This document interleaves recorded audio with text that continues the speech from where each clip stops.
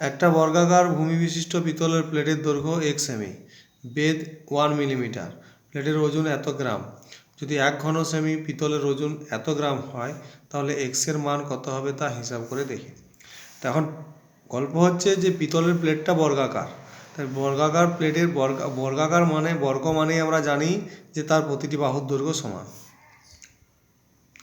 তাহলে দেওয়া আছে যে দৈর্ঘ্য এক্স, প্রস্থ এক্স হবে এক্স। এবারে যেহেতু বর্গাকার পিতলের প্লেটের দৈর্ঘ্য এত, কিন্তু এখানে বেধ দেওয়া আছে।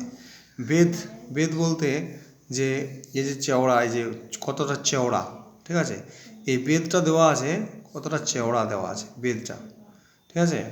এই বেধটা দেওয়া আছে,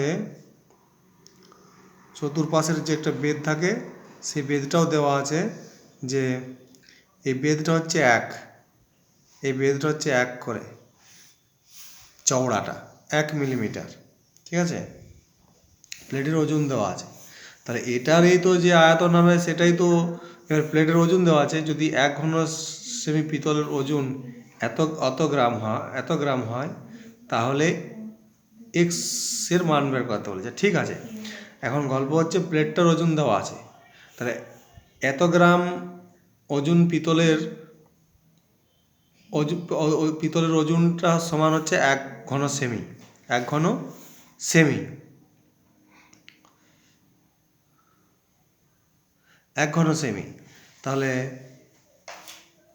এই যে 4750 ঘন সেমিতে গ্রামে কত ঘন সেমি পিতল আছে সেটা প্লেটটার ওজন দেওয়া আছে। আর এটা হচ্ছে প্লেটের, তাহলে প্লেটের আয়তন সমান এটা হলো যে বর্গাকার ভূমি বিশিষ্ট পিতলের প্লেটের দৈর্ঘ্য এত, প্রস্থ এত, উচ্চতা এত। তাহলে ঠিক আছে, তাহলে আমরা লিখে নেবো আগে যে পিতলের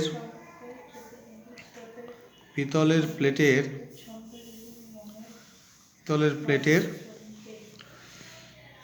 দৈর্ঘ্য সমান প্রস্থ সমান এক্স সেমি, ওকে। দৈর্ঘ্য সমান প্রস্থ সমান এক্স সেমি, দৈর্ঘ্য যা প্রস্থ, কারণ এটা বর্গাকার পিতল, বর্গাকার পিতল লিখে দেবো, কারণ বর্গাকার 4 সব সমান, বর্গাকার পিতলের প্লেটের দৈর্ঘ্য প্রস্থ সব এক্স হবে। এ বেধ কত দেওয়া আছে, বেধ দেওয়া আছে কত, 1 মিলিমি, তো মিলিমিটাকে সেমি করতে গেলে 10 দিয়ে ভাগ করতে হবে, তো 1/10 সেমি, 1/10 সেমি। তাহলে অতএব পিতলের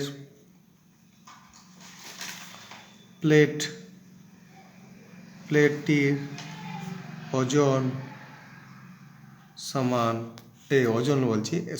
এটা আয়তন সমান করব এক্স গুণিত 1/10 ঘন সেমি, বোঝা গেল। এটি করব আমরা। এরপরে বলছে যে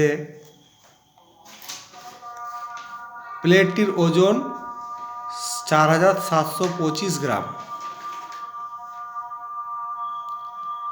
তাহলে 1 গ্রাম যখন হবে প্লেটটার ওজন, পিতলের প্লেটটার ওজন যখন 8.4 গ্রাম হবে তখন 1 ঘন সেমি হবে আয়তনটা। তাহলে এত গ্রামে কত আয়তন হবে সেটাই হবে এই আয়তনটার সমান, ইকুয়াল হবে। তাহলে আমরা এখানে বলবো, এখন 8.4 গ্রাম পিতলের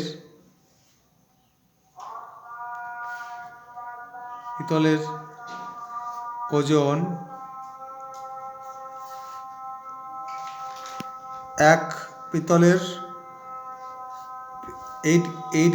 8.4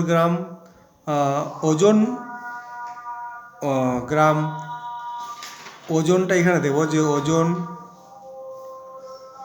পিতলের 8.4 গ্রাম ওজন পিতলের আয়তন 1 ঘন সেমি, এটা বলবো যে 8.4 গ্রাম ওজন পিতলের আয়তন 1 ঘন সেমি। 1 গ্রাম ওজন পিতলের আয়তন 1/8.4 ঘন সেমি। আর 4725 গ্রাম পিতলে, এখানে ওজনটা দিতে হবে। ওজন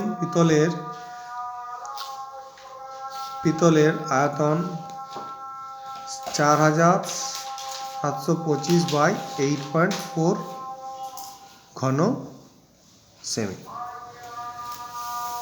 তাহলে এত ঘন সেমি, ওটা সমানই আমাদের এটা হবে।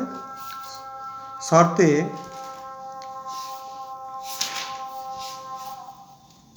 x into x into 1.10 equal to 4725/8.4, বা আমরা বলতে পারি x স্কোয়ার সমান হবে 8.4 ছিল, তাহলে এখানে 10টা যদি আমরা এইদিকে উপরে গুণ হয়ে যাবে, আর এই পয়েন্টের জন্য আরেকটা 10 এখানে চেপে যাবে।